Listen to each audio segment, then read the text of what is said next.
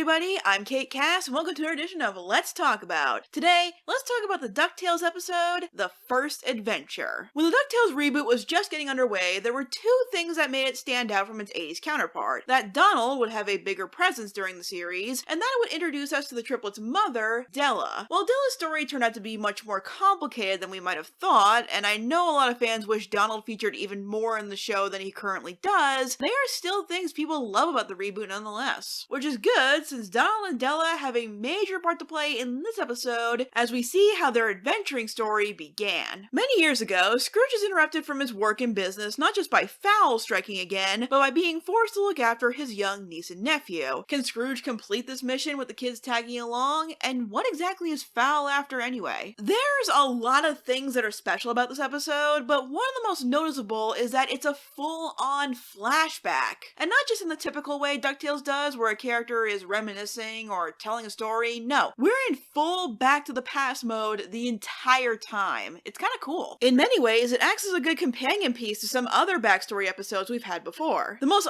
obvious parallel being the confidential case files of Agent 22, with seeing more of the early days of Fowl, right from their origins, to the forging of Scrooge's connection to another one of his loved ones, in this case, Donald and Della. Some of you might remember that confidential case files of Agent 22 was the first episode of DuckTales I did a dedicated review for, so it's really nice to revisit the past in a similar way. I was kind of hoping we get a trilogy of episodes like this, and maybe get to how Beakley went from agent of Shush to director of Shush to Scrooge's housekeeper and Webby's main guardian. But with the news that this is the show's last season, I sadly don't see that happening. It's certainly possible, but not likely. Well, at least one unlikely guardian story is told, as we find out how Scrooge can look after the original mischievous duck kids more often. I find it pretty funny that it's almost exactly how he got stuck with Huey, Dewey, and Louie at the beginning of the series, by just having them confusingly dropped into his lap by their actual caregiver. Also, here's something I didn't know. Apparently the note Scrooge's sister Hortense gave him with the twins is almost identical to the one Della gave Donald when he was asked to take care of the triplets in the comics. Giant firecracker exploded under his chair.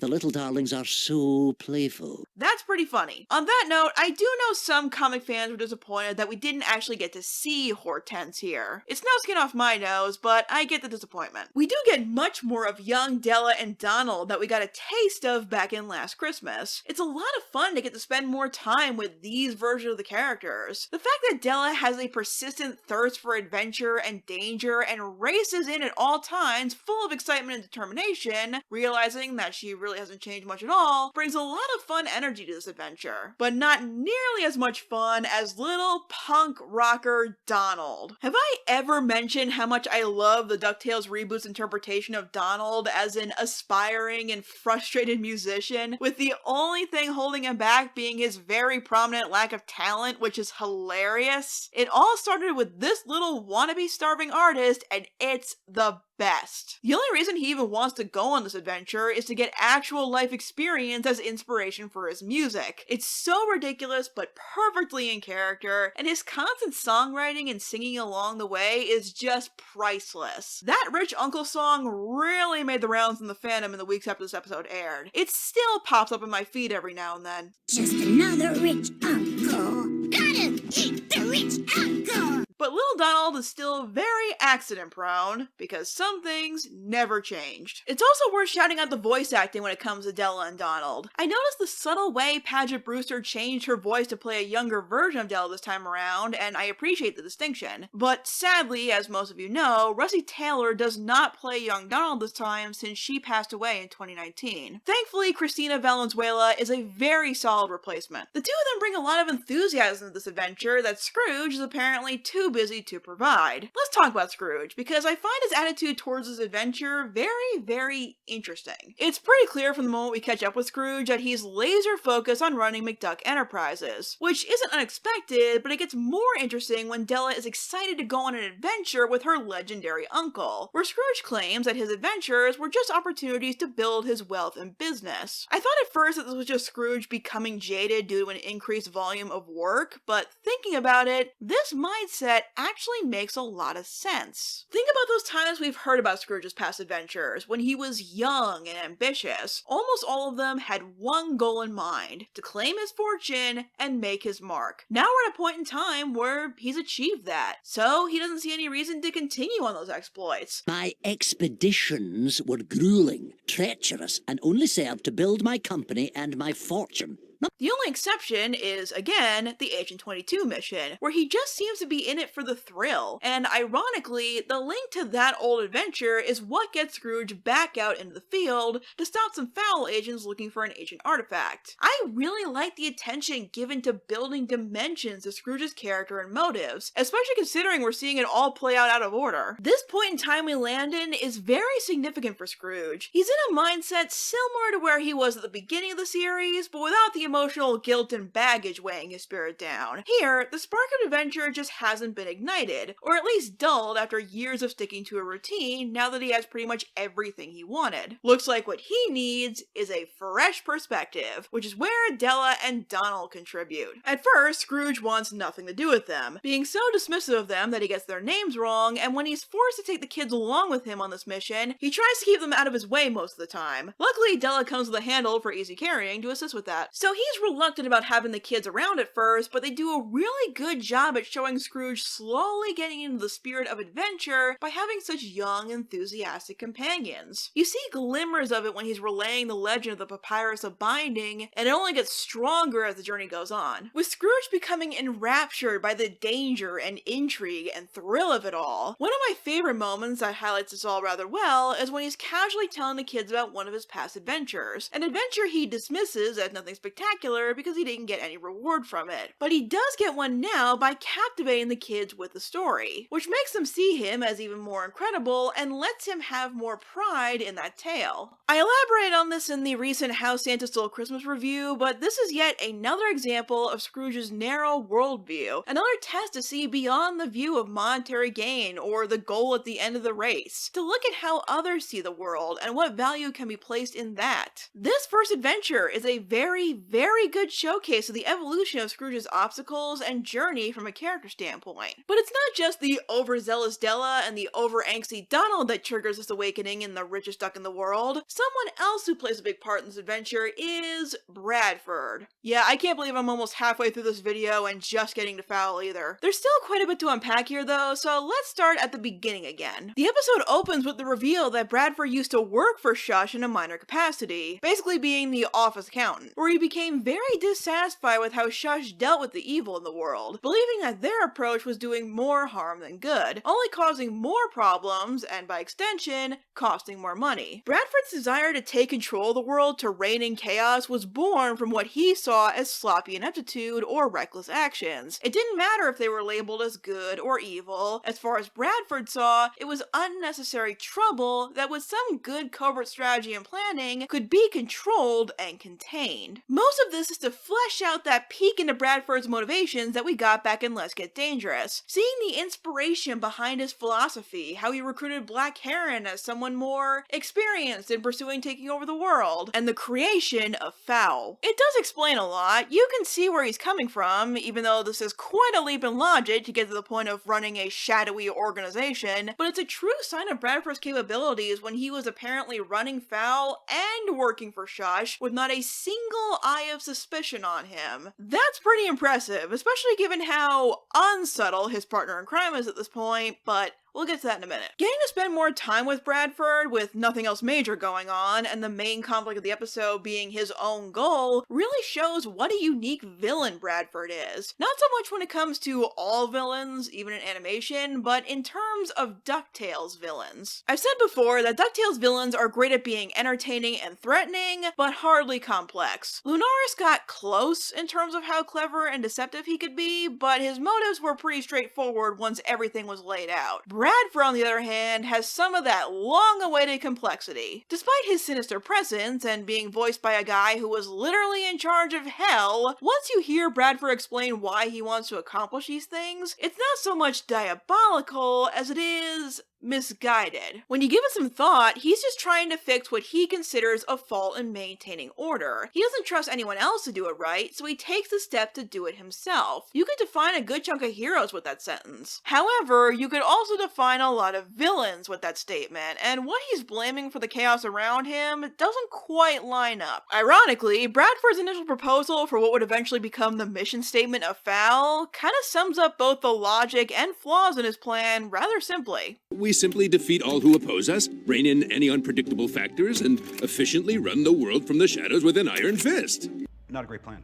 I'd imagine this is something our heroes will have to challenge or debate at some point before the series concludes. In the meantime, Bradford has to deal with a partner in Totally Not Crime who becomes a bit difficult to work with, much to his annoyance and our amusement. With Bradford constantly insisting that they aren't supposed to be supervillains, while Black Heron plows over his intentions to do villainous and destructive things over and over again, to the point that she added the F in the FOUL acronym to make it sound more, well, fiendish. It's time to try a better way to be bad. Do we really need a better way to be bad? It's kind of funny, but very telling just how much Black Heron doesn't get what Bradford is trying to achieve. After all, what's the point of taking over the world if it doesn't come with obscene amounts of power and wealth? Granted, they both want that to an extent, but with Black Heron, it's more elaborate and prone to shortcuts. Bradford is clearly able to play the long game with subterfuge, recruitment, and strategy, where Black Heron embodies the supervillain trope of creating an elaborate shortcut to get what she wants. I call it the Dr. Evil method. Oh hell, let's just do what we always do. Hijack some nuclear weapons and hold the world hostage.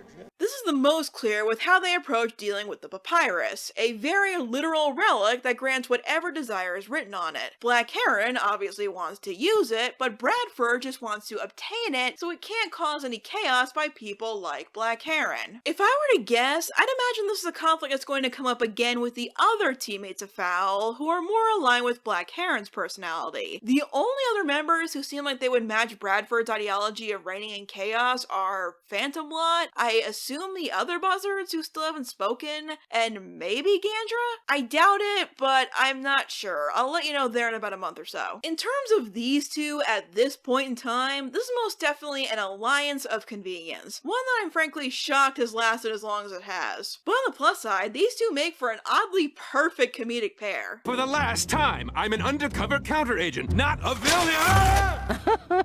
Forgot I said that one.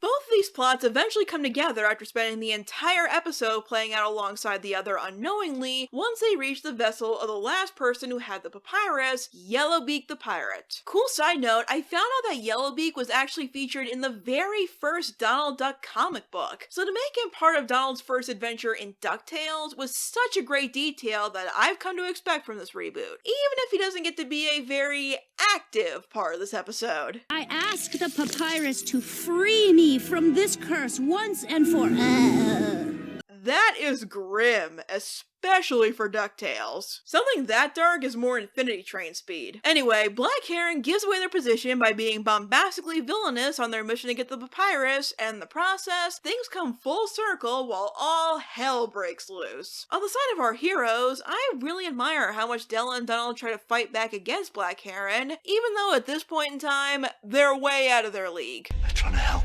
But it's that kind of dedication and determination that really sparks Scrooge's passion, getting caught up in the desire to protect and stand with his family, and the excitement of the challenges in front of them, realizing the true spirit of adventure that drives him to this day because he found someone to share it with, to the point that he finds fighting a reanimated parrot skeleton pirate to the death fun. And you know what? I can't blame him. My only nitpick with the Duck family's involvement in this action-packed climax is that I kinda wish they found a way to recreate that painting of the three of them from years later. Given the pirate ship setting, and that being the first time we saw the original Adventure family, it could have been a great callback and felt like quite the missed opportunity to me. Well, at least they didn't miss the chance to let little Donald go absolutely berserk on Black Heron when he thinks she's killed Della. He's been pretty funny up to this point, but that right there was classic Donald Duck at its finest. Don't worry though, Della's fine. She just sits to the side and lets her brother do his thing. On the villain's end, despite Black Heron's constant desire to have Bradford just embrace his evil side, he's still continuously aggravated that his efforts on this mission cause more chaos that he's been trying to prevent, including blowing his cover. So while this isn't something I think is ever going to be brought up again, Bradford does take a villainous risk in a moment of desperation and uses the papyrus to make Scrooge forget he's a double agent and escape unseen, which is how Scrooge didn't know until recently.